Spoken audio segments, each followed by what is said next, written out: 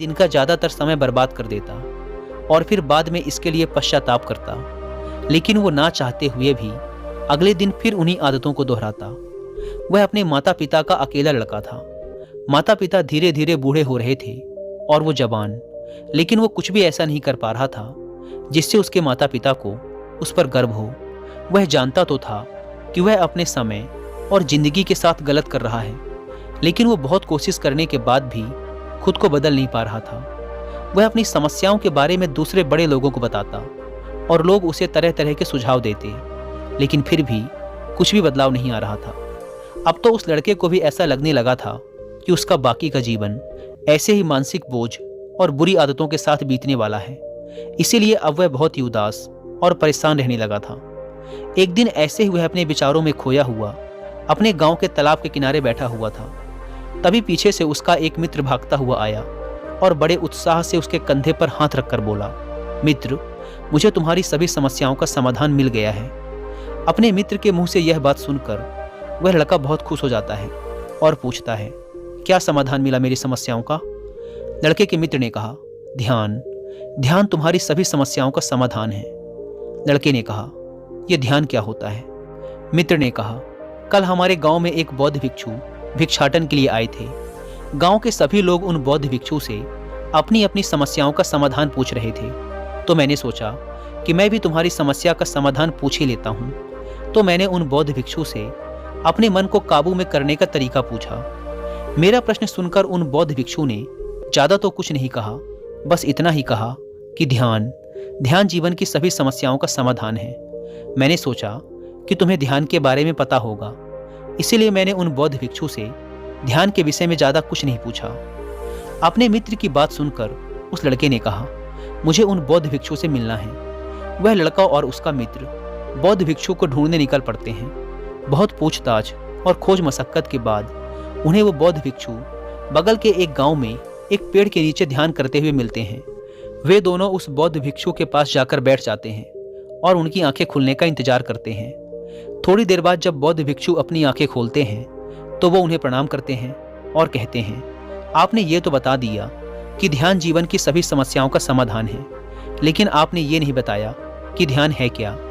बौद्ध भिक्षु ने कहा, ध्यान क्या है इसको मैं शब्दों में समझा पाऊं इतनी मुझ में सामर्थ्य नहीं, लेकिन अब क्योंकि तुम लोगों ने प्रश्न किया है तो मुझे कुछ ना कुछ तो बताना ही पड़ेगा। तो सुनो, ध्यान का मतलब है ना कोई प्रश्न, ना कोई उत्तर, ना कोई विचार और ना ही कोई भावना। यह एक ऐसी स्थिति है जो हमारी वास्तविकता से हमारा परिचय करवाती है। इस स्थिति में पहुंचकर व्यक्ति के अंदर कोई भी प्रश्न, कोई भी उलझन शेष नहीं रह जाती, क्योंकि उसके सामने सब कुछ स्पष्ट हो जाता है। उसे इस जीवन की व्यर्थता का पूर्णतः आभास हो जाता है। लड़के ने पूछा, लेकिन ध्यान की ऐसी स्थिति को कैसे प्राप्त किया जा सकता है? बौद्ध भिक्षु ने कहा, ध्यान करना बहुत आसान है। क्या तुम्हें बैठना आता है? लड़के ने कहा, हाँ, मैं बैठ सकता हूँ। बौद्ध भिक्षु ने कहा, कितनी देर तक बैठ सकते हो? लड़के ने कहा, ऐसे तो कभी आजमाया नहीं, लेकिन जितनी देर तक चाहूँ उतनी देर तक बैठ सकता हूँ। बौद्ध भिक्षु ने कहा, रोज 1 घंटा आंख बंद करके सीधा बैठना है। लड़के ने पूछा, कब और कहाँ बैठना है? बौद्ध भिक्षु ने कहा, कभी भी और कहीं भी, बस जगह शांत और एकांत होनी चाहिए। लड़के ने फिर प्रश्न किया, मेरे मन के ये गंदे विचार और मेरी बुरी आदतें कितने दिन में छूट जाएंगी? बौद्ध भिक्षु ने कहा, सिर्फ 1 दिन में, अगर तुम 24 घंटे आंख बंद करके बैठ सको तो। बौद्ध भिक्षु से आज्ञा ले वह लड़का अपने घर आ जाता है और ध्यान करने बैठ जाता है। जैसे वह अपनी आंखें बंद करके बैठता है, उसके मन में तरह तरह के विचार उठने शुरू हो जाते हैं। जैसे, क्या ध्यान करने से सचमुच कुछ फायदा होगा? मैं अपनी बुरी आदतों को छोड़ भी पाऊंगा या नहीं? आखिर सभी लोग मेरी इज्जत कब करेंगे? मैं तो उससे प्रेम करता हूँ, लेकिन वो मुझसे प्रेम क्यों नहीं करती?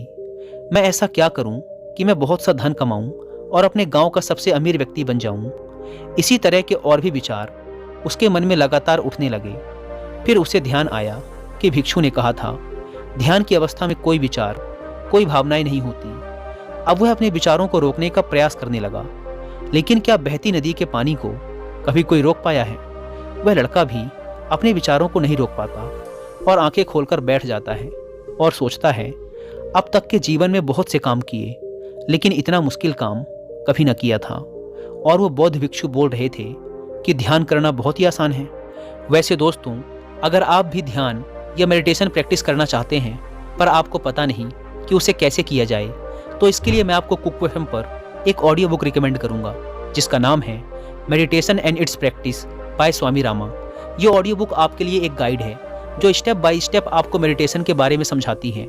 यह ऑडियो बुक आपको ध्यान का अभ्यास करने का एक एग्जैक्ट आइडिया देती है और साथ ही साथ मेडिटेशन की शुरुआत में आने वाले चैलेंजेस और उसके सॉल्यूशंस के बारे में भी बताती है।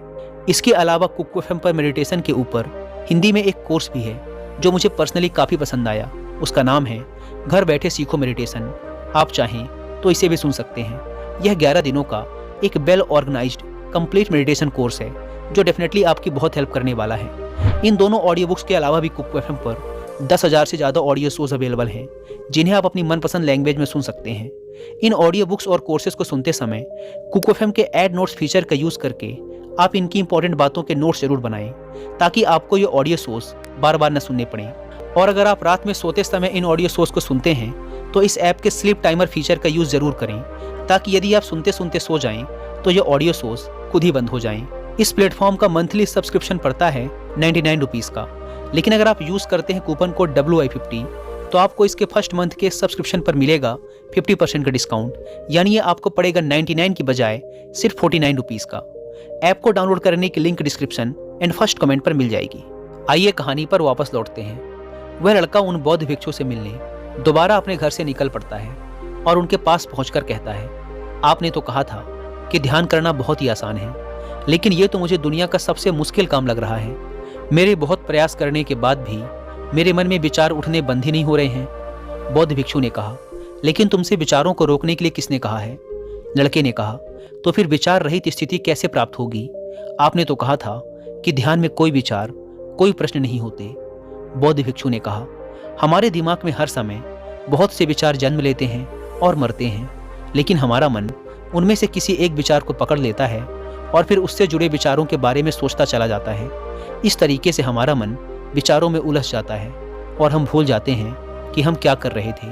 जब तुम ध्यान करने बैठोगे तो तुम्हारे दिमाग में भी बहुत से विचार उठेंगे और खत्म हो जाएंगे, लेकिन तुम्हें किसी भी विचार का चुनाव नहीं करना, बस उन्हें देखना है। तुम्हारे मन में विचार उठेंगे और खत्म हो जाएंगे। धीरे धीरे समय के साथ इन विचारों के उठने की गति कम होती चली जाएगी। बौद्ध भिक्षु के मुंह से ये सारी बातें सुनकर वह लड़का अपने घर वापस आ जाता है और दोबारा ध्यान करने के लिए बैठ जाता है। इस बार वह लड़का बौद्ध भिक्षु के बताए अनुसार अपने मन में उठ रहे विचारों को देखता है। वह कुछ देर तक तो विचारों को साक्षी भाव से देख पाता है, लेकिन फिर उसके मन में ऐसे विचार उठते हैं जिनके बारे में सोचने से वह खुद को रोक नहीं पाता और वह गहरे विचारों में खो जाता है। कुछ देर बाद उसे याद आता है कि वह तो ध्यान कर रहा था। वह दोबारा विचारों को देखने का प्रयास करता है, लेकिन इस बार उसका मन दूसरी चाल चलता है। अब उसके मन में अश्लील विचार उठने लगते हैं। वह लड़का सोचता है कि ध्यान जैसी पवित्र स्थिति में ये अश्लील विचार क्यों उठ रहे हैं।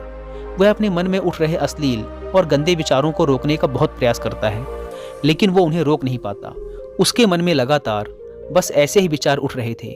बहुत देर तक प्रयास करने के बाद जब वह लड़का परेशान हो जाता है तो वह ध्यान से उठकर सीधा उन बौद्ध भिक्षु के पास पहुंचता है और कहता है, मैं जब भी अपनी आंखें बंद करके ध्यान करने के लिए बैठता हूं तो मेरे मन में सिर्फ अश्लील और गंदे विचार ही आते हैं। बौद्ध भिक्षु ने कहा, कोई भी विचार अच्छा या बुरा नहीं होता, इसीलिए किसी भी विचार को बुरा समझकर उसे जबरदस्ती दबाने का प्रयास मत करो, क्योंकि हमारे द्वारा विचारों का विरोध ही उन्हें और भी शक्तिशाली बनाता है।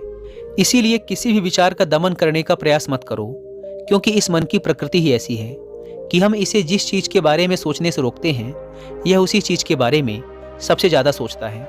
इसीलिए तुम्हारा विचारों को रोकने का प्रयास व्यर्थ है, और जिन विचारों को तुम गंदे व अश्लील विचार कह रहे हो वो विचार भी तुम्हारे जीवन का एक हिस्सा है। इंसानी जीवन को आगे बढ़ाने के लिए इन विचारों का उठना भी जरूरी है। एक बात हमेशा याद रखना कि जीवन में हम जिस भी चीज़ को अस्वीकार करते हैं हमारा मन उसी चीज़ में सबसे ज़्यादा रस देने लगता है। इसीलिए जीवन की किसी भी सच्चाई को नज़रअंदाज करने का प्रयास मत करो, हर चीज़ को स्वीकारो, तभी तुम उससे मुक्त हो पाओगे। लेकिन इसका मतलब यह नहीं कि तुम हर समय काम वासना के विचारों में ही डूबे रहो। तुम्हें यह समझना होगा कि काम वासना हमारे जीवन का एक छोटा सा हिस्सा मात्र है, पूरा जीवन नहीं। तो जीवन के इस पहलू को भी स्वीकारो और आगे बढ़ो, क्योंकि इस जीवन में इसके आगे भी बहुत कुछ जानने के लिए है। लड़के ने कहा, लेकिन हमारा मन हमारे साथ इतनी चालें क्यों चलता है? क्या हमारा मन ही हमारा शत्रु है? भिक्षु ने कहा, नहीं, मन हमारा शत्रु नहीं है। यह तो बस उन्हीं चीज़ों को अनुभव करना चाहता है जिसमें इसे आराम मिले, आनंद आए। इसीलिए जब हम कोई ऐसा काम करते हैं जिसमें शुरू में ही मन को आनंद नहीं मिलता, तो हमारा मन उस काम का विरोध करता है। बौद्ध भिक्षु ने आगे कहा, अगर तुम अपने मन से बुरे विचारों को खत्म करना चाहते हो तो अपनी आदतों को बदलो। आदतों को तुम केवल तभी बदल सकते हो जब तुम्हारा मन तुम्हारे काबू में होगा, और तुम्हारा मन तुम्हारे काबू में तभी आएगा जब तुम खुद को जानोगे, जब तुम स्वयं का अनुभव करोगे, जब तुम ध्यान का अनुभव करोगे। इतना कहकर बौद्ध भिक्षु खड़े हो गए और एक हल्की सी मुस्कान के साथ उस लड़के के सर पे अपना हाथ रख दिया। इसके बाद उन्होंने अपना भिक्षा पात्र उठाया और वहां से चले गए। वह लड़का उन बौद्ध भिक्षु को जाता हुआ देखता रहा, लेकिन अब वह बहुत खुश था, क्योंकि उसे अपनी समस्याओं का समाधान मिल चुका था।